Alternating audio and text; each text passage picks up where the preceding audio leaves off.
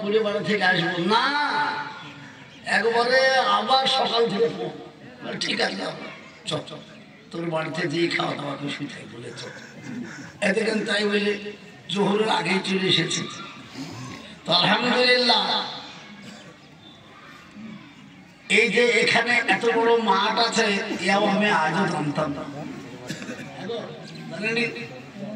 এসে দেখছি মাঠ, বিরাট মাঠ, আলহামদুলিল্লাহ। তো আল্লাহ পাকের শুকরিয়া যে আল্লাহ আমাদেরকে মুসলমান করে মুসলিমের ঘরে পাঠিয়েছেন। ধরে বলুন সুবহানাল্লাহ। কেন বলা হয়েছে যদি সরিষার দানা বা তার থেকেও কিছু কম এতটুকু পরিমাণের ঈমান নিয়ে যদি আমরা আল্লাহ পাকের কাছে ফিরে যেতে পারি, তাহলে একদিন না একদিন আল্লাহ আমাকে অবশ্যই জান্নাতে দেবেন। সেই জন্য বারবার আল্লাহ কোরআনে ঈমানদারদেরকে ডেকে বলছেন, ইয়া আইয়ুহাল্লাযীনা আমানু ইয়া আইয়ুহাল্লাযীনা আমানু তাকুল্লাহ ওয়াল তানজুর নাফসুম মা কদ্দামাত লিগাদ। ও ঈমানওয়ালা মুসলমান, কান খুলে তোমরা শুনে নাও, ভয় করো তোমরা আল্লাহকে। জোরে বলুন সুবহানাল্লাহ। আল্লাহকে ভয় করতে বলছেন, শুধু ভয় নয়, ওয়াল তানজুরু নাফসুম মা কদ্দামাত লিগাদ। তুমি লক্ষ্য করো, খেয়াল করো আগামী কাল তোমার কি অবস্থা হবে। আগামী কাল বলতে কালকে নয়, কাল বলতে তাফসীর আছে হাসরের ময়দান, কাল কিয়ামত। আমরা বলিনি গো কাল কিয়ামত, কিয়ামতের দিনের হাল কি হবে? কিয়ামতের দিন বড় ভয়াবহ দিন হবে বাবা। আজকে আপনার ছেলেকে কেউ যদি কিছু অন্যায় বলে, বাপ শোনে না, কি বলে? বাপ তাল ঠুকে একবার লড়াই না। বাপকে যদি কেউ কিছু বলে তো বেটা তাল ঠুকে, কি বলে? তাই তো নাকি? আত্মীয় স্বজন একে অপর একবারে বদলা নেবই। হাটগোবিন্দপুরের এই পাড়ার লোককে যদি ওই পাড়ার লোকে কিছু বলে, আমাদের পাড়ার লোককে কি গো হয় কি হয় না? কিন্তু কেন ওই কালকের কথা স্মরণ করতে বলেছেন? ভয়াবহ দিন। বলেছে মাথা থেকে অতি নিকটে সূর্য এসে যাবে,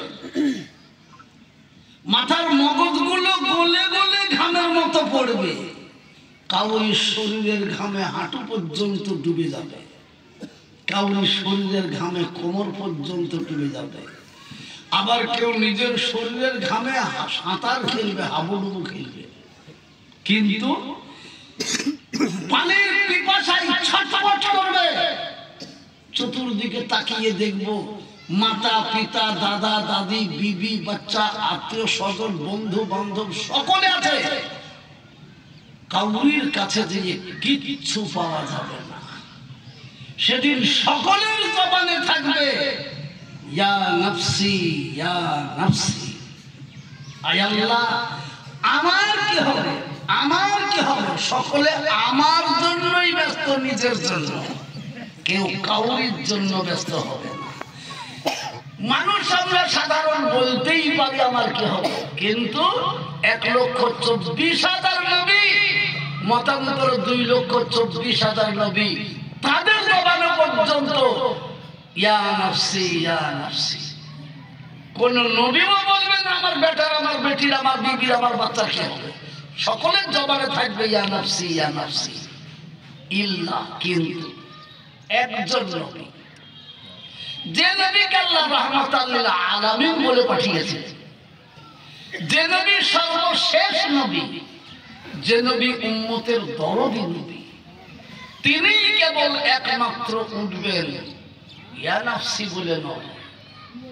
তিনি বিবি বাচ্চার কি হবে তার জন্য নয়, তার জবানে একটাই আওয়াজ থাকবে ইয়া হাবলি উম্মতি। আয় আল্লাহ আমার পাপী পাপী উম্মতের কি হাল হবে। সুবহানাল্লাহ। এমনও কিছু কিছু জায়গায় দেখতে পাওয়া যায় বিনা সেই নবীর সুপারিশে কাউরির জান্নাতে যাওয়া সম্ভব হবে না। ধরে বলুন সুবহানাল্লাহ। সেই দরদি নবী জাহান্নাম থেকে বাঁচাবার জন্য, শান্তিতে থাকার জন্য পৃথিবীতে এসে জোরে বলুন তো কি কষ্ট না করেছেন। ছোটখাটো কষ্ট বাবা। মক্কাওয়ালারা চড় মেরেছে, থাপড় মেরেছে, পাথর মেরেছে, রক্তাক্ত করে দিয়েছে, কিন্তু তবুও নবী শোনেন। প্রতিদিন রাত্রিতে যেতেন এশার নামাজ পড়ে। কোথায়? নামাজ তো তখন হয়নি, এশার পরে রাত্রিতে কোথায় যেতেন? আবু জাহেলের কাছে। মা খাদিজাতুল কুবরা রাদিয়াল্লাহু তাআলা আনহা জিজ্ঞাসা করছেন, আপনি প্রতিদিন রাত্রিতে কোথায় যান? তো বলে আবু জাহেলের কাছে। বলে আপনি তো জানেন, আপনি যেদিন যান সেই দিন আপনাকে ভয়ঙ্কর বিভিন্ন কুৎসা আপনার কাছে রটায় এবং আপনাকে বেইজ্জতির শেষ সীমাতে নামিয়ে দেয়, এমনকি আপনাকে চড় থাপ্পড়ও মারে। জানতে পারছিস তার কাছে যে সে মানবে না, তো বারবার যাওয়ার কারণটা কি? আল্লাহ রাসূল সাল্লাল্লাহু আলাইহি ওয়াসাল্লাম বললেন, খাদিজা তাহলে তুমি কি ভেবেছো হেদায়েতের মালিক আমি? না, আমার হাতে কিছু নাই। আমাকে যা হুকুম হেদায়েতের বাণী পৌঁছাও, পৌঁছাও। হেদায়েত দেওয়ার মালিক কে? জোরে বলুন কে গো? একবার মহব্বতে বলুন কে? আল্লাহ। সে আল্লাহ যদি দেন তবে হবে, নচেত না। সুবহানাল্লাহ। কিন্তু যেতে তিনি বন্ধ করেন। সর্বশেষ অত্যাচারের মাত্রা যখন এত অধিক পরিমাণে বেড়ে গেল, শুনলে অবাক হয়ে যাবেন। মিটিং হলো, মশওয়ারা করলো, গোটা নবীর বাড়িকে ঘেরাও করে বলছে এবার ওকে দুনিয়া থেকেই শেষ করে দে। জোরে বলো বাবা। আল্লাহ যাকে বাঁচাবে পৃথিবী একদিকে হলে তাকে কমাইতে পারবে কি? না। বাড়ি ঘিরেছে, মারবে। আল্লাহ রাসূল সাল্লাল্লাহু আলাইহি ওয়াসাল্লাম ঘুমিয়ে আছে, হঠাৎ জিবরাইল হাজির। আসসালামু আলাইকুম ইয়া রাসূলুল্লাহ। ওয়া আলাইকুম আসসালাম। কি খবর রাত্রিতে? তো বলে হুজুর ভয়ঙ্কর খবর, বড় কঠিন খবর। কি? তো বলে আপনি ঘুমিয়ে আছেন, বুঝতে পারছেন না আপনার বাড়ি ঘেরাও করে রেখেছে কাফেররা তলোয়ার হাতে করে আপনার জীবন শেষ করার জন্য। তাহলে উপায়? এই মুহূর্তে আল্লাহর হুকুম, আপনি এখান থেকে বেরিয়ে হিজরত করুন মদিনাতে। জোরে বলুন সুবহানাল্লাহ।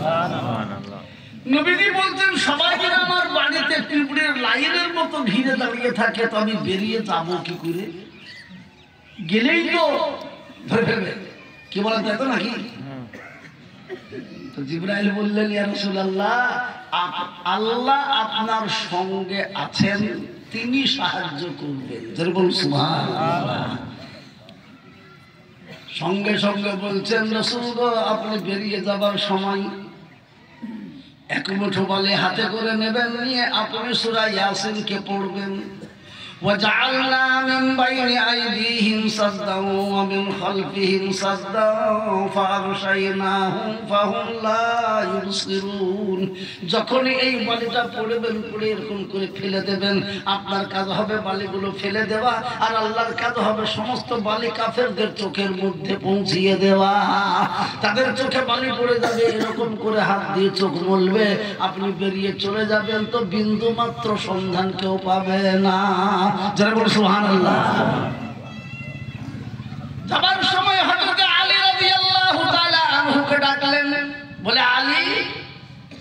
লাব্বাইক ইয়া রাসূলুল্লাহ। বলে আল্লাহর হুকুম হয়েছে, কাফেররা আমার বাড়ি ঘর ঘেরাও করে রেখেছে, আমাকে মারার পরিকল্পনা নিয়েছে। আল্লাহর হুকুম হয়েছে এক্ষুনি আমাকে মদিনায় হিজরত করতে হবে, কিন্তু আমার বিছানা যেন খালি না থাকে, আমার বিছানাতে তোমাকে শুয়ে থাকতে হবে। যেরকম সুবহানাল্লাহ। এ কত বড় হুকুম গো! আজকে বাপও যদি বেটাকে বলে, বেটা রে আমাদের এই উন্নতি দেখে গ্রামের লোকের পাড়ার লোকের সহ্য হচ্ছে না বাবা, তো আমাকে বাড়ি ঘর ঘিরেতে মেরে ফেলবে, তো তুই শুয়ে থাক আর আমি এই ফাঁক দিয়ে পালিয়ে যাই, কোনো বেটা সবাই হবে না। বেটা বলে বাবজি তুমি বুড়ো হয়ে গেছো, তোমার বাঁচার এত তাল আর আমি বলে তো নৌজওয়ান হয়েছি, হ্যাঁ আমাকে মারার তাল কি বসবে শোনে না। কিন্তু হযরত আলী রাদিয়াল্লাহু তাআলা আনহু বলছেন, ইয়া রাসূলুল্লাহ আপনি যা বললেন তাই করব ইনশাআল্লাহ। নবীজি বের হওয়ার আগেই নবীজির বিছানাতে শুয়ে পড়েছেন, আবার চাদর দিয়ে মুখ ঢেকে নিয়েছেন। সুবহানাল্লাহ। আল্লাহ রাসূল বলছেন, আলী রে তুমি শুয়ে তো সও, কিন্তু চাদর দিয়ে মুখ ঢাকছো কেন? ওরা যখন বাড়িতে এসে দেখবে শুয়ে আছে মানুষ, আমাকে মনে করে আলী তোমাকেই যে শেষ করে দেবে। হযরত আলী রাদিয়াল্লাহু তাআলা আনহু বলছেন, রাসূলুল্লাহ ইয়া হাবিবাল্লাহ এটাই তো আমার মনোবাসনা। জয় বলুন সুবহানাল্লাহ। হাসরের ময়দানে আল্লাহ রাব্বুল আলামিন যখন আমাকে জিজ্ঞাসা করবে, আলী রে তুই কিভাবে দুনিয়া ছেড়েছিস বল, সেই দিন আমি গলা উঁচু করে আল্লাহর সামনে বলবো, পরওয়ারদিগার আলম তোমার হাবিবকে মারার চক্রান্ত নিয়ে মক্কার কাফেররা যখন বাড়ি ঘর ঘিরে ফেলেছিল, সেই দিন নবীর প্রতি তোলার হুকুম হয়েছিল মদিনাতে হিজরত করা, আর আমার প্রতি নবীর হুকুম হয়েছিল বিছানাতে শুয়ে থাকা।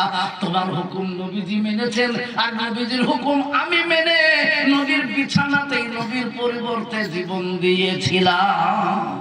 যারা বলুন সুবহানাল্লাহ। কত বড় নিয়ত তাদের, কত বড় হিম্মত তাদের, যে নবীর গায়ে ফুলের কাঁটাও লাগতে দেব না, দাগ লাগতে দেব না, তাতে আমাদের জীবন চলে যায় সেও ভালো। মহব্বত এমনি এমনি হয় বা, হ্যাঁ মহব্বত এমনি এমনি হয় না। এই জন্যই তো বলা হয়েছে, ও গুল গুল নেহি জিসমে বু নেহি, ও দিল দিল নেহি জিসমে খৌফে খুদা নেহি। ওই ফুলকে ফুল বলা হয় না যে ফুলের সুগন্ধ পাওয়া যায় না, তেমনি ওই দিলকে দিলও বলা হয় না যে দিলে আল্লাহ এবং রসুলের মহব্বত পাওয়া যায় না। সুবহানাল্লাহ। তাই আমার বিশেষ অনুরোধ, দেখুন কি কষ্ট, চলে গেলেন মদিনা মানবরাতে কষ্ট করে হিজরত করে বাবাজি, যেমন তেমন কষ্ট করার পরে গিয়েছিলেন, ভেবেছিলেন মদিনায় যাওয়ার আগে তাইফ বস্তিটা খুব বড় বস্তি। যেমন আমাদের মুর্শিদাবাদ জেলাতে সব থেকে বড় গ্রাম হচ্ছে মির্জাপুর। কি গো মির্জাপুর? আল্লাহু আকবার। একটা গ্রামে দুটো অঞ্চল, কিন্তু এত বড় গ্রাম ভাই বাবা। তো ওই রকম তাইফ বস্তিটা বিশাল। নবীজি মনে করলেন তাইফে যাই, যদি ওরা মেনে নেয় তাহলে আলহামদুলিল্লাহ আমার বড় উপকার হবে, ওদের সাথী হয়ে আমি জোরে সোরে দিন প্রচার করতে পারবো ইনশাআল্লাহ। কিন্তু গেলেন, বললেন মরলদের যা অত্যাচার আর ঘৃণার কথা বাবা, তাহলে বাপ নাই মা নাই, তোর মতন এতিম ছেলেকেই আল্লাহ খুঁজে পেল নবী করার জন্য। যারা বলুন নাউজুবিল্লাহ। আমাদের মতো বড় বড় প্রভাবশালী ব্যক্তি আছে, আমাদের কাউকে পেল না, তোকেই পেল। পাড়ার যুবকদেরকে বলল পাড়ার যুবকরা এমন বৃষ্টির মতো শিলা বর্ষণের মতো পাথর বর্ষণ করেছিল, আহা আল্লাহ রাসূল সাল্লাল্লাহু আলাইহি ওয়াসাল্লাম ধরাশায়ী তায়েফের জমিতে পড়ে গেলেন, গোটা শরীরের রক্ত ঝরে তায়েফের মাটিকে লালে লাল বানিয়ে দিলেন। আহা ফেরেশতারা গড়াগড়ি করে কাঁদে আর বলে, মাওলায়ে কারীম তুমি যাকে রাহমাতাল লিল আলামিন বলেছো, আজ জমিনে পড়ে আজকে গড়াগড়ি করে কাঁদছে, বেহুশ হয়ে পড়ে রয়েছে, তার শরীরের রক্ততে জমিন লাল হয়ে গেছে। মাওলা আমরা সহ্য করতে পারছি না, একবার বলো আমরা তার ব্যবস্থা করে আসি। আল্লাহ বললেন, ও ফেরেশতারা তোমরা যাও, যে জিজ্ঞেস করো তাকে মেরেছে তাকে, সে যদি চাই তো তোমরা সঙ্গে সঙ্গে বদলা নাও। সুবহানাল্লাহ। তাড়াতাড়ি করে জিবরাইল এলেন, ছুটে এসে বলতে, ইয়া রাসূলুল্লাহ ইয়া হাবিবাল্লাহ, আপনার জন্য আকাশ বাতাস পেরেশান হয়ে গেছে, আল্লাহ পাকের আরশ থরথর করে হিলতে লেগেছে। নবী গো, আল্লাহর পারমিশন নিয়ে আপনার কাছে এসেছি, একবার বলুন কারা আপনাকে মেরেছে, কোন জায়গায় আপনার ব্যথা লেগেছে, কোন জায়গায় ব্যথা লেগেছে, মাথাতে লেগেছে না, পায়ে লেগেছে না, মুখে লেগেছে না, পিঠে লেগেছে না, কোন জায়গায় লেগেছে রাসূল একবার বলুন, এর ব্যবস্থা আমরা করব। সঙ্গে সঙ্গে নবীজি মাথা উঁচু করে বললেন, ফেরেশতারে তোমরা আমার কোন জায়গায় ব্যথা লেগেছে জিজ্ঞাসা করতে এসেছো, একবারও কেন জিজ্ঞাসা করলি না আমার পাপী তাপী গুনাহগার উম্মতরা কি অবস্থায় আছে? সুবহানাল্লাহ। উম্মতের দরদের অভিভাবক কোন সমতেই উম্মতকে ভুলেননি। তিনি আজ আর না, চলে গেছেন দুনিয়া ছেড়ে, শুয়ে আরাম করছেন মদিনা মানোয়ারাতে। আমাদেরকে দিয়ে গেছেন দায়িত্ব, এই দিন ঈমান কোরআনকে কিয়ামত পর্যন্ত টিকিয়ে রাখা দায়িত্ব তোমাদেরকে দিলাম। সেই যুগে যে সাহাবারা ছিলেন তারা মেনে নিয়েছিলেন এবং বলে দিয়েছিলেন আমাদের শরীরে এক বিন্দু রক্ত থাকা পর্যন্ত আমরা দিন থেকে দূরে সরে যাব না, তাতে আমাদের জীবন দিতে হয় তো জীবন দিয়েও দিনকে বাঁচাবো ইনশাআল্লাহ। যেরকম সুবহানাল্লাহ। লম্বা চওড়া করার উদ্দেশ্য মান নয়, ওয়াদা ধরা হয়েছে শেষ করতে গেলে বাবা মগরিব পার হয়ে এসব হয়ে যাবে না, কি বলেন? কিন্তু না, আমার খুব তাড়াতাড়ি আছে। আমি আগেই বললাম আমার আসলে দাওয়াত তো আপনাদের ভেঙে নয়, আসলে দাওয়াত আমার চাপড়ার পাশে, বুঝলেন না? তো ছেলেটাকে বারবার বললাম আমাকে জোহরের পরে দিয়ে বাবা আসল না করে চলে যাবো না, কি বলবো, আমারও তো হাত মাথা, সেটা তো আমার জামাই, হিসাব করতে আমাকেও হচ্ছে। আল্লাহু আকবার। তো এবার বুঝতে পেরেছেন এসেছি, তাই আসরের সময় স্বল্প কিছু কথা বলে আপনাদের কাছ থেকে বিদায় নেব। আজ দায়িত্ব নবী পাক আমাদেরকে দিয়ে গেছেন দিন ঈমান কোরআন কিয়ামত পর্যন্ত বাঁচিয়ে রাখা। আমরা সকলে কোরআন ঈমান দ্বীনকে বাঁচাবো ইনশাআল্লাহ। ওই জোরে বলি ইনশাআল্লাহ। ইনশাআল্লাহ। একবার মহব্বতের সাথে হাত উঁচু করে বলি ইনশাআল্লাহ। ইনশাআল্লাহ। আলহামদুলিল্লাহ। কোরআনের কাছ থেকে আমরা বিন্দু মাত্র সরে যাব না, জোরে বলুন ইনশাআল্লাহ। তাতে আপনাদের গ্রামে মরহুম মাওলানা ইমাদউদ্দিন সাহেব রহমাতুল্লাহ আলাইহি মাদ্রাসা তৈরি করে রেখে গেছেন, তার সাথে আমরা যথেষ্ট পরিমাণে সহযোগিতার হাত বাড়াবো ইনশাআল্লাহ। ইনশাআল্লাহ এবছর আর কি করবো, এ দেখেন এই বাবাজিরা সেই কি নাম ভাইয়া আমির, সে একেবারে ফোনের উপরে ফোন, আবার সে জালসা চলে যেত সেখানে। আচ্ছা ঠিক আছে, এ দেখেন প্রস্তুতি মিটিংও আসতে হবে ভাই, আবার জালসার জন্য আসতে, কি করবো ওই দিন শুনবেন আলহামদুলিল্লাহ। তবে অনুরোধ, আল্লাহ পাক তাবারক ওয়া তাআলা আমাদেরকে দায়িত্ব দিয়েছে, দায়িত্ব থেকে আমরা দূরে মোটেই থাকবো না, গাফেল হব না, জোরে বলুন ইনশাআল্লাহ। হাটগোবিন্দপুর গ্রাম একটা আদর্শবান গ্রাম, এই গ্রামের মানুষ খুব জ্ঞানীগুণী মানুষ আলহামদুলিল্লাহ। তাই আমি বলছি বাবজি, নবীজি শুয়ে আছেন মদিনা মানোয়ারাতে, একটা গজলের মধ্যে একজন বলছে, আজ নবী গো আমার লাগাইয়া বাজার, শুয়ে আছেন সোনার মদিনায়, আব্দুল্লাহর ইউরুশেতে মায়ামিনার সে কমেতে, জন্ম নিলেন নবী আরব মক্কায়, নবী গো আমার লাগাইয়া বাজার, শুয়ে আছেন সোনার মদিনায়। নবী দিনেরই জন্যে গেলেন তায়েফ বস্তিতে, নবী দিনেরই জন্যে গেলেন তায়েফ বস্তিতে, রক্ত ঝরিয়ে সে থাকবে হুঁশেতে রয়, নবী গো আমার লাগাইয়া বাজার, শুয়ে আছেন সোনার মদিনায় নবী দিনের কারণে গেলেন ইহুদ ময়দানে নবী দিনের কারণে গেলেন ইহুদ ময়দানে দান্দার মুবারক শহীদ করাই নবী গো আমার লাগাইয়া শুয়ে আছেন সোনার মদিনায়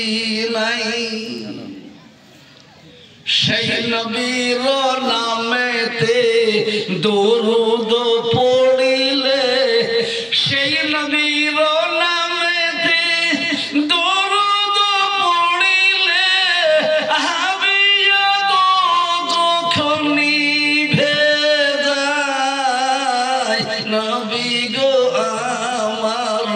লাগাইয়া বাজার শুয়ে আছেন সোনার মদিনায়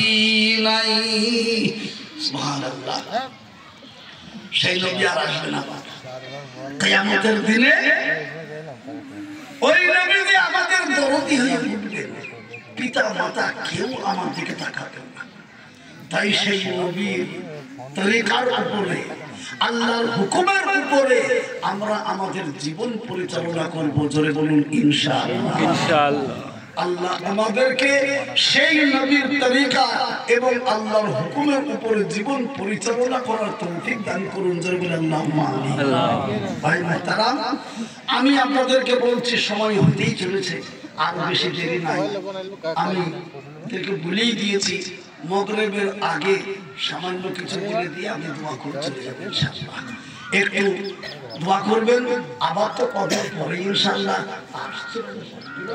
সেই দিন শুনবেন ইনশাআল্লাহ আলহামদুলিল্লাহ তবে অনুরোধ এখানে আমাকে লেট করালে আরেকটা জায়গা মার খেয়ে যাবে কারণ তার দাওয়াতটা আমি আগে গ্রহণ হাত খাড়া কর বলে একটু শুনবো অনুরোধ রক্ষা করা জালসে আমরা থাকছি না একটু হাত খাড়া কর তো যাই হোক আমি লম্বা চওড়া না করে হাদিসে পাকের মধ্যে এসেছে কুল্লু আমরিন যিবালিন লাম ইয়াবদা বিসমিল্লাহ ফাহুয়া আবতা ওয়া আকতা জি আমি একটা জিনিস আমার বুঝে আসছে না আমি এলাম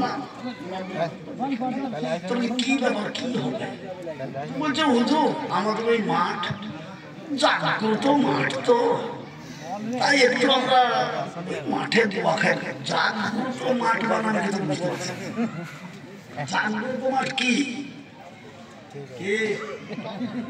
সে বললাম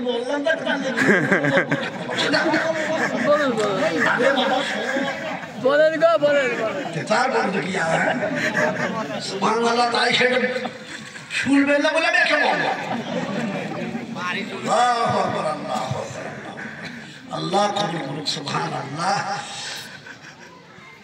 আল্লাহু আকবার আজ মন মগ চঞ্চল রে ভাই এ ঝরে দুটি আঁখি এ বোঝাইল মন বুঝিস না তুই কোন জঙ্গলের পাখি রে আজ মন মর চঞ্চল রে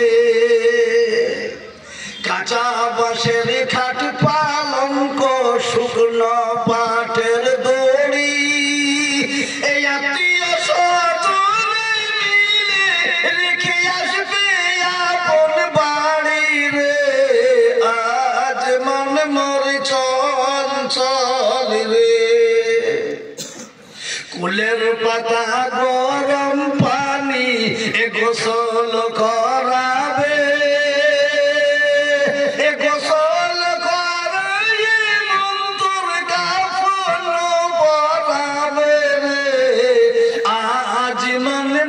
চঞ্চল রে গোসল করিয়ে মন্তর কাফন পরাবে এ কাফন পরাইয়ে মন্তর জানাজা পড়িবে রে আজ মন মর চঞ্চল রে কাফন পড়িয়ে মন্তর জানাজা পড়ি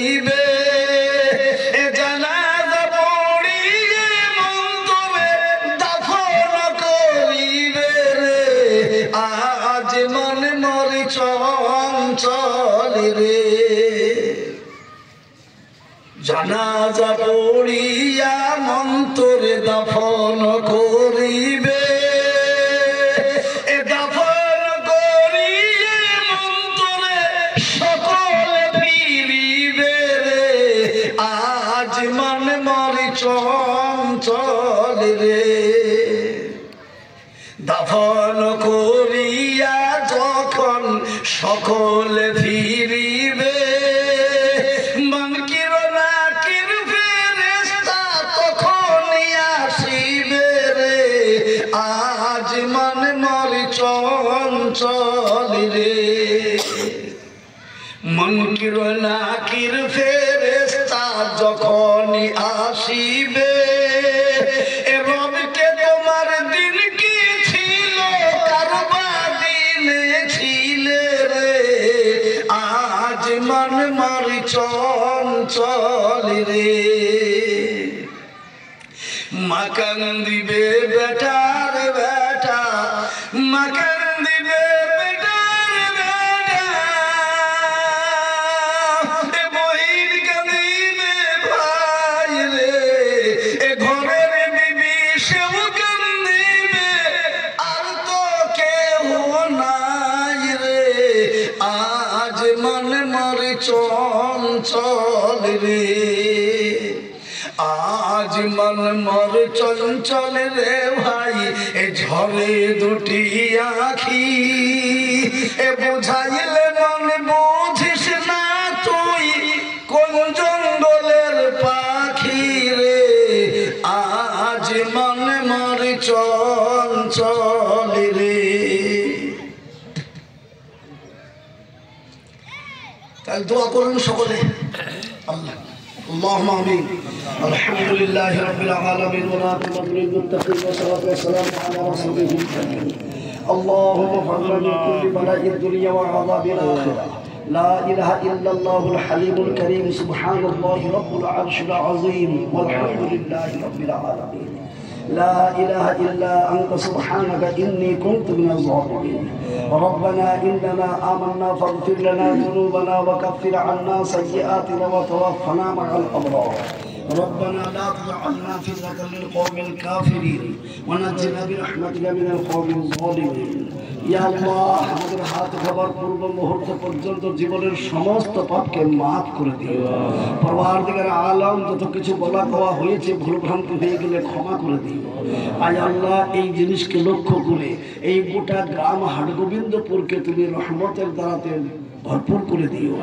আল্লাহ যে সমস্ত মানুষেরা অসুস্থ আছে তাদেরকে পুরোপুরি সুস্থ করে দিও আল্লাহ এই মসজিদের ইমাম সাহেব বলেন ওনার বোন অসুস্থ পড়ে আছে আর একজন মহিলা মুরব্বী তিনি নাকি কয়েকদিন থেকে বেহুশ অবস্থায় পড়ে রয়েছে আল্লাহ তুমি তাদেরকে পুরোপুরি সুস্থ করে দাও আয় আল্লাহ তুমি হাকিম তুমি সব কিছু করনেওয়ালা তোমার থেকে বড় ডাক্তার কেউ নাই মাওলা তাই তুমি তাদেরকে পরিপূর্ণ সুস্থতা দান করো আয় আল্লাহ এই মজলিস যারা কায়েম করেছে আজকে যারা এই মজলিসের জন্য মেহনত করেছে সেই যুবকদেরকে তুমি কবুল করে নাও আল্লাহ তাদেরকে তুমি 5 ওয়াক্ত পাক্কা সচ্চা নামাজি বানিয়ে দাও আল্লাহ তাদেরকে তুমি দিনদার বানিয়ে দাও আল্লাহ এই হাটগোবিন্দপুরের যত নারী পুরুষ ছেলে মেয়ে দুনিয়া থেকে চলে গেছে তাদেরকে তুমি জান্নাতুল ফেরদাউস দান করো আয় আল্লাহ বিশেষ করে এই হাটগোবিন্দপুরের মাদ্রাসাকে তুমি কবুল করে নাও আল্লাহ এই মাদ্রাসা দিন দিন উন্নতির চরম শিখরে পৌঁছে দাও আয় আল্লাহ বিশেষ করে আমরা যতদিন বেঁচে থাকবো